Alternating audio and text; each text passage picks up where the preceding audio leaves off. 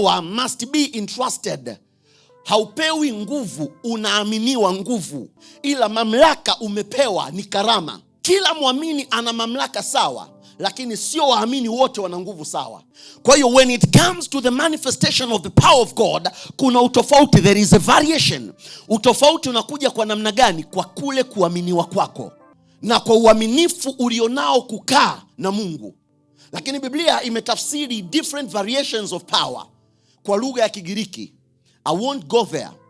Ila kuna tafsiri ya neno power as dunamis, kuna tafsiri ya neno power as kratos, kuna tafsiri ya neno power as ischus, kuna tafsiri ya neno power as anakazo, kuna tafsiri ya neno power as anakuzo, kuna tafsiri ya neno power as exousia, kuna tafsiri ya neno power as energia au humane energia. These are the dimensions of power. And every dimension, it is applicable according to a pattern, according to an aspect. Kila dimension iko applicable kulingana na mazingira. Na ndio maana sio kila mazingira unatumia nguvu ile ile. Hapana. Ndivyo ilivyo katika viwanda vinatumia nguvu tofauti. So there is a variation of power in industries.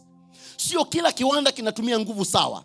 Kwa nini? Kwa sababu kulingana na production inayofanyika na processing inayofanyika na uzalishaji unaofanyika katika kiwanda hicho, itahitaji a certain rate of power, itahitaji a certain level of power.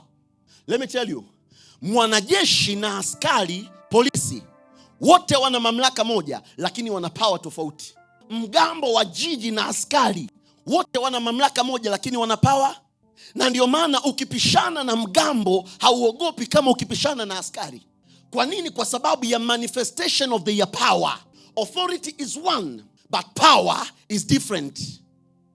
They manifest according to their cadres, according to their levels, according to their patterns.